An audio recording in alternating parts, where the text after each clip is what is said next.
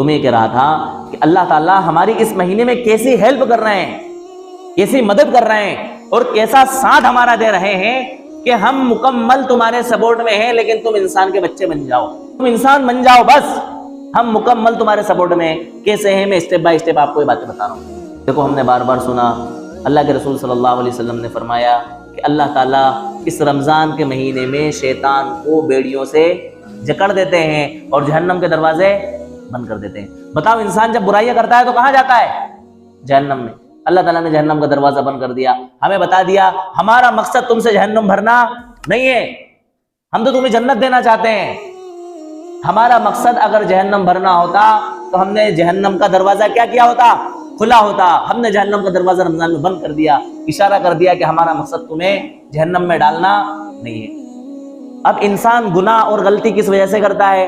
یا تو اپنے نفس کی، اپنی چاہت اور اپنی خواہش کی وجہ سے کرتا ہے، یا شیطان کے بہکاوے میں آ کر کے کرتا ہے۔ اللہ تعالیٰ نے ہمیں بتا دیا کہ ہم نے اس رمضان کے مہینے میں شیطان کو بیڑیوں میں جکڑ دیا ہے، لہٰذا شیطان کا داغ اور پیش تمہارے اوپر چلنے والا نہیں ہے۔ دیکھو اللہ تعالیٰ نے کیسا سپورٹ کیا۔ بھئی شیطان تم سے گناہ کرواتا ہے نا، شیطان تم سے اللہ تعالیٰ کی نافرمانی کرواتا ہے، تو اللہ تعالیٰ کہہ رہے ہیں کہ ہم نے شیطان کو کیا کر دیا؟ بیڑیوں میں جکڑ دیا، لہٰذا اب یہ شیطان تمہارے پاس تم سے برائیاں کروانے کے لیے آنے والا نہیں ہے۔ اب بچا ہمارا اپنا نفس، تو اللہ تعالیٰ نے ان روزوں کی پریکٹس کے ذریعے ہمارے نفس کو کچل دیا، ہمیں پریکٹس کروا دی، عادت کروا دی۔ دن بھر بھوکا اور پیاسا رہ کر کے ہماری عادت بن گئی، دن بھر اپنا منہ خاموش رکھ کے ہماری عادت بن گئی کسی کی برائی نہ کرنے کی، جھوٹ نہ بولنے کی، غیبت نہ کرنے کی، اپنا منہ خاموش رکھ کے ہماری عادت بن گئی کسی کو گالی نہ دینے کی، ہمارے کانوں کو سائلنٹ رکھ کے ہماری عادت بن گئی بری باتیں اور بری چیزیں نہ سننے کی، ہماری نظروں کی حفاظت کر کے ہماری عادت بن گئی غلط نظر نہ اٹھانے کی، کسی کو غلط نظر سے نہ دیکھنے کی، غلط جگہ پر نگاہ نہ ڈالنے کی۔ تو اللہ تعالیٰ نے اس روزوں کی پریکٹس کے ذریعے ہمارے اپنے نفس کو بھی ہمیں اس بات کا عادی بنا دیا کہ اگر ہم چاہیں تو یہ ساری برائیاں ہم سے سرزد نہیں ہو سکتی، یہ ساری برائیاں ہم سے نہیں ہو سکتی۔ اگر روزے کی حالت میں بھی ہم سے یہ ساری چیزیں ہو رہی ہیں تو ایسے روزے کا پھر کوئی فائدہ ہونے والا ہمیں نہیں ہے، اس روزے کے اوپر کوئی ثواب ہمیں ملنے والا نہیں ہے۔ اس روزے کی وجہ سے ہمارا روزہ تو ادا ہو جائے گا، لیکن اس روزے کے جو فائدے، اس روزے کے جو مقصد ہمیں حاصل ہونا چاہیے تھے وہ مقصد ہمیں حاصل نہیں ہوں گے۔ حدیث کے اندر آتا ہے، اللہ کے رسول صلی اللہ علیہ وسلم نے فرمایا، جو شخص روزے کی حالت میں بھی جھوٹ نہ چھوڑے اور برے اعمال کرنا نہ چھوڑے تو اللہ تعالیٰ کو ایسے روزے دار کی کوئی ضرورت نہیں ہے کہ وہ اپنا کھانا اور پینا کیا کر دے، چھوڑ دے۔ ایسے روزے پہ ہمیں سوائے بھوکا اور پیاسا رہنے کے کچھ بھی ملنے والا نہیں ہے۔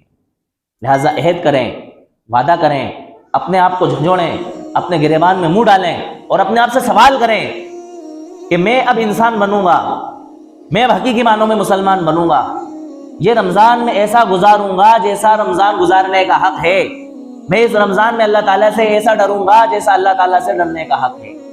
اللہ کے رسول صلی اللہ علیہ وسلم نے صحابہ سے فرمایا، اللہ تعالیٰ سے ڈرو۔ صحابہ نے کہا، اللہ کے رسول ہم تو اللہ تعالیٰ سے ڈرتے ہیں۔ فرمایا، اللہ تعالیٰ سے ایسے ڈرو جیسے اللہ تعالیٰ سے ڈرنے کا حق ہے۔ پوچھا، اللہ تعالیٰ سے ڈرنے کا حق کیا ہے؟ فرمایا، تمہارے دل و دماغ کے اندر جو کچھ چیزیں آتی ہیں ان کی نگرانی کرو۔ کیا تمہارے دل و دماغ کے اندر آ رہا ہے، کیا چل رہا ہے، اس پہ نگرانی کرو۔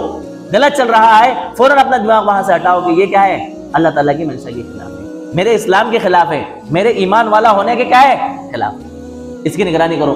تمہارے پیٹ اور پیٹ سے جو چیزیں جڑی ہوئی ہیں ان کی نگرانی کرو۔ تمہارے پیٹ میں کیا تم ڈال رہے ہو، حلال ڈال رہے ہو کہ حرام ڈال رہے ہو؟ تمہارے پیٹ کے تعلق سے، تمہاری باڈی کے تعلق سے جو کچھ تمہاری انکم ہے، جو کچھ تمہارا ذریعہ معاش ہے، اس کے اوپر نظر ڈالو کہ اس کے اندر حلال کی آمیزش ہے کہ حرام کی آمیزش ہے۔ فرمایا، موت اور موت کے بعد والے احوال کی نگرانی کرو کہ مجھے اس دنیا کے اندر چند دن رہنا ہے، اس کے بعد مجھے اس دنیا کو چھوڑ کر کے جانا ہے، مجھے موت آنی ہے، اللہ تعالیٰ کے سامنے مجھے حاضر ہونا ہے، ہر ایک سوال کا جواب مجھے دینا ہے، جو کچھ میں نے کیا ہے اس کیے کا حساب اور کتاب ہونا ہے، اور موت کے بعد جو احوال آنے والے ہیں جنت اور جہنم کے، اس کا میرے ساتھ سابقہ پڑھنا ہے اور واسطہ پڑھنا ہے۔ اللہ تعالیٰ کے سامنے مجھے کھڑے ہو کر کے ان ساری چیزوں کا حساب اور کتاب دینا ہے، اس کے بعد میرے لیے کیا بنے گا میرے سامنے۔ ہر انسان کے سامنے اس کے اعمال نامے کھلے ہوئے ہیں، وہ خود اپنا فیصلہ کر سکتا ہے کہ میں کتنے نمبر سے پاس ہونے والا ہوں۔ یہ کیا ہے؟ اللہ تعالیٰ سے ڈرنے کا حق ہے۔